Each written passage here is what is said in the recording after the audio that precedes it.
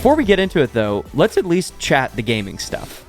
Because I want to include it, and if we don't chat about it now, it might get pushed. Might get pushed. Yeah, that and it's important. That embargo lifted this week as well. Yeah. We get these gaming Chromebooks in this news, which is actually in and of itself pretty awesome. I mean, the idea here is, we have 3 Chromebooks. Hopefully there'll be more down the road that are geared for gaming. RGB keyboards, 120 hertz refresh screens. I don't know what else. Really high-end internals. What's the anti-ghosting? Yeah, anti-ghosting. So on the keyboard, like regular standard keyboards can take up to 6 keystrokes at one time before they fail because they can't take that many inputs. So I honestly didn't know this. I thought anti-ghosting had something to do with the RGB and the lighting or something, but no, it can take multiple inputs at one time because when you're gaming, you usually have, control shift, spacebar, WASD, enter, QR, you're hitting a bunch of keys at one time if you're really getting into it. So it just keeps it good for the button mashers. Yeah, exactly. Just like if you want to just go like this, it's okay. Because I think about that, like playing any of your standard source games, you have like E for equip or R's flash, you have flashlight, talk, all that different stuff. It's not hard to get into a game and all of a sudden you're hitting 7 or 8 buttons at one time. Right. So that like they have that type of stuff. But I think the bigger news here is the fact that Google is working with NVIDIA, with Amazon Luna, and with Xbox Cloud Gaming, whatever they're going to be calling it. Yeah, it's awful naming. Xbox Cloud Gaming. Beta. X but then it was Game Pass. xCloud was pretty cool. xCloud for a little while. xCloud was cool. Anyway, so they're all kind of working together to go, okay, what needs to be done to make these Chromebooks the best possible cloud gaming machines, and then how can we best deliver our services to them? So that means a PWA for all of them. So Microsoft did not have that before. So Xbox, you had to get the Android app for it to work properly. They had a web interface that was kind of janky. It's a full PWA now. Luna has a PWA, and then obviously GeForce Now is kind of ahead of that pack, having done this for a little while. And so you've got all them on board, and kind of from a marketing and teamwork standpoint, it's not just, hey, we have a cloud streaming service, and then, I guess it works on a Chromebook. Yeah. It's, we have a cloud streaming service, and we're working with Google to make sure it's optimized to work on this Chromebook. We've tested and validated and made sure that this is working properly. And, they refer to the hardware and the software stack and all that kind of stuff, and I don't know if that's just marketing speak at the end of the day, to be honest. I just know that these Chromebooks are specifically have been worked on and built from the ground up to take it full advantage of this. Yeah. And so the one we have seems to make that the truth. I mean, again, cloud gaming works on Chromebooks already, but you do on this device that we have, you get 120 hertz refresh on GeForce Now with ray tracing, and it looks saucy. It does, and it works really well.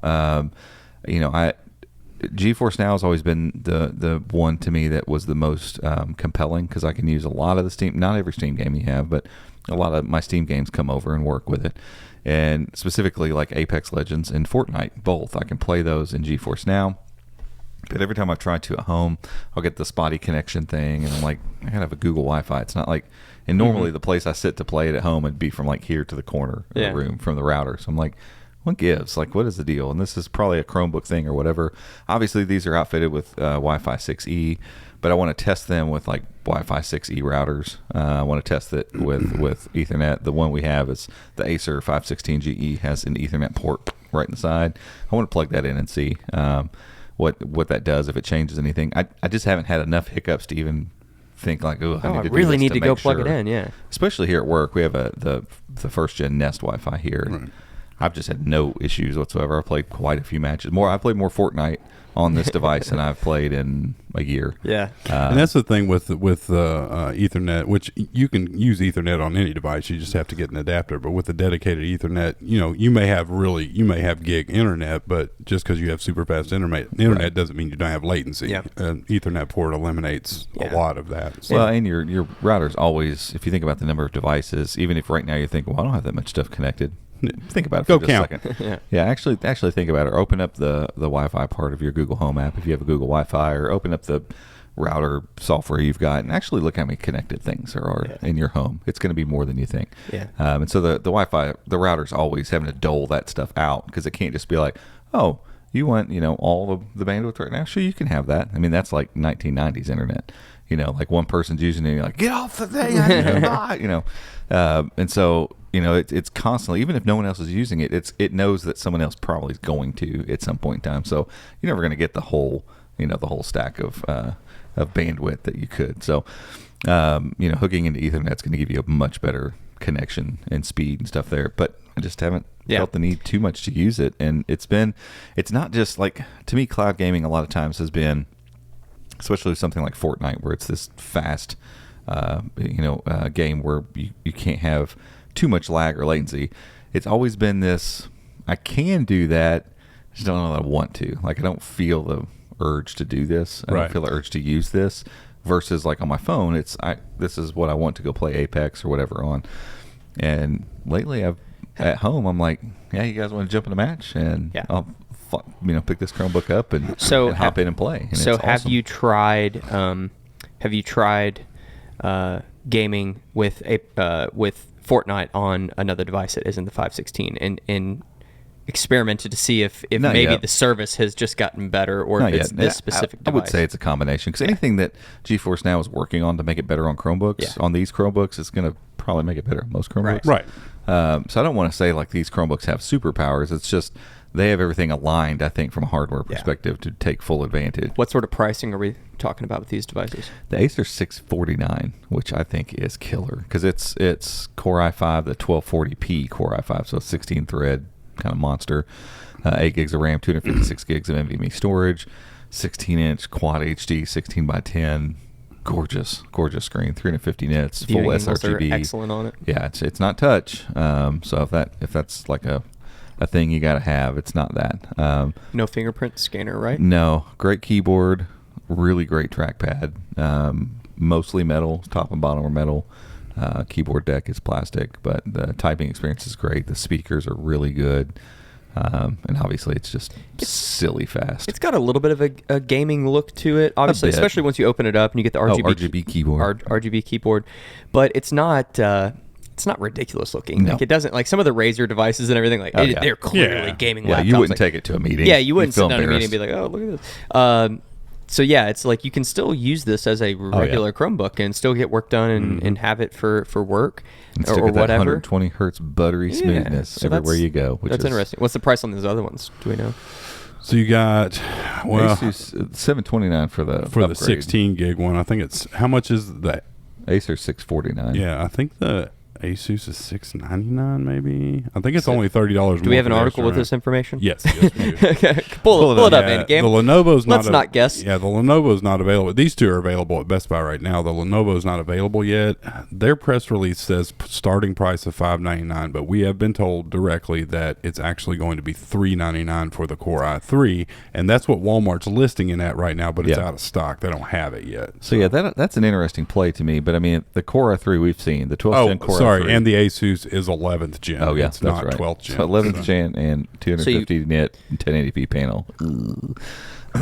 I'll withhold my judgment. But it's called Vibe, so yeah, we'll get it in. So in the Asus is, what do they call it? It's flip, right? Yeah, it's a convertible. So it's convertible touchscreen. Chromebook Vibe CX55 Flip. They put flip at the end this time. Yeah, it's a big name. Just concise naming. Yeah, super dialed. Super dialed. Just keep adding it on. Chef's kiss. Fine. So. Yeah, just anything in it. It's almost like an Amazon listing. Yeah.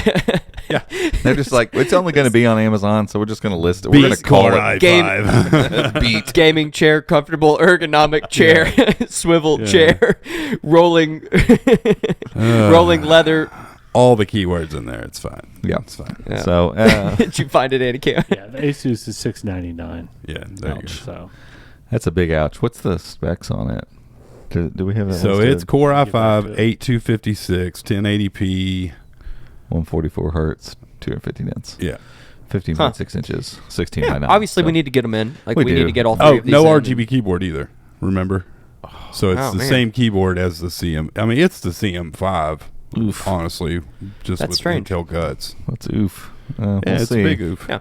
We'll get it in. This Acer, though, I love it. I mean, we did the unboxing literally yesterday, so I haven't seen it much. But I've been using it for a couple days, and I love it. It's pretty. I really love it. Pretty saucy. And it's a 16-inch Chromebook that's like 3.4 pounds. So that doesn't sound like, oh, that's super light, but you got to think that size a lot Chromebook, of 13-inch Chromebooks are about 3 pounds, so it's only half pound more than a dainty or small Chromebook. It's big. It's a big kind of chunky Chromebook, but it doesn't feel like ridiculous. I have really enjoyed working on it. Hey everyone, thanks so much for watching this clip of the Chromecast. If you want to watch the full episode, it's linked down in the description. You can watch this whole episode, which was jam-packed of goodness. Oh my gosh. So much. All kinds of fun stuff. Much Gaming, Pixels.